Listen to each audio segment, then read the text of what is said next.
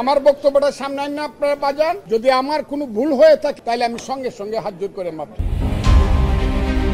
দীর্ঘ ৯ বছর পর কিশোরগঞ্জ জেলা বিএনপির বহুল প্রতীক্ষিত ত্রিবার্ষিক সম্মেলন অনুষ্ঠিত হচ্ছে আজ শনিবার। শহরের পুরাতন স্টেডিয়ামে এই সম্মেলনের উদ্বোধন করবেন বিএনপির মহাসচিব মির্জা ফখরুল ইসলাম আলমগীর। জেলা জুড়ে দলীয় নেতাকর্মীদের মাঝে উৎসবমুখর পরিবেশ বিরাজ করছে। সম্মেলন ঘিরে কয়েকদিন ধরেই চলছিল জোর প্রস্তুতি ও কর্মচাঞ্চল্য।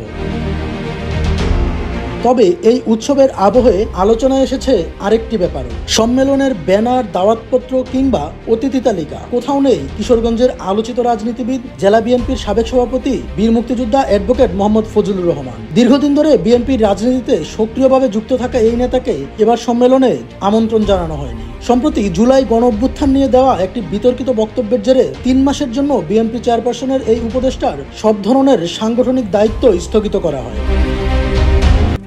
RICL TMX, যুগের পর যুগ স্থাপনা থাকে মজবুত।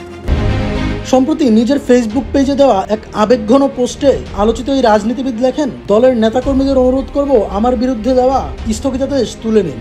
সম্মেলন অনুষ্ঠিত হতে যাচ্ছে। আমি দীর্ঘ ৮ বছর এই সম্মেলন করেছি। আমাকে বলে দেওয়া হয়েছে আমি বাতিল হয়ে গেছি, সম্মেলনে যেতে পারবো না। এটা কে সহ্য করতে পারে?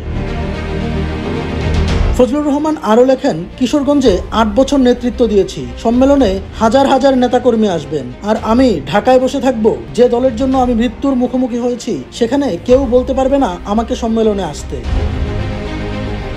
তিনি জানান, বিএনপির জন্য বহুবার তিনি জেল খেটেছেন এবং দলের নেত্রী বেগম খালেদা জিয়ার পক্ষে শতাধিক বক্তৃতা দিয়েছেন। তার দাবি, তার অবদান মূল্যায়ন না করেই স্থগিতাদেশ জারি করা হয়েছে। সম্মেলন ঘিরে নেতাকর্মীদের মাঝে উৎসাহ উদ্দীপনার পাশাপাশি এ ঘটনা নিয়ে দেখা দিয়েছে মিশ্র প্রতিক্রিয়া। অনেকেই বলছেন দলের অভ্যন্তরীণ শৃঙ্খলা রক্ষার স্বার্থে সিদ্ধান্তটি যথাযথ। আবার কেউ কেউ মনে করছেন প্রবীণ ও ত্যাগী নেতাদের এমন অবমূল্যায়ন রাজনীতিতে নেতিবাচক প্রভাব ফেলতে পারে। ডেস্ক রিপোর্ট, জয় জয় দিন।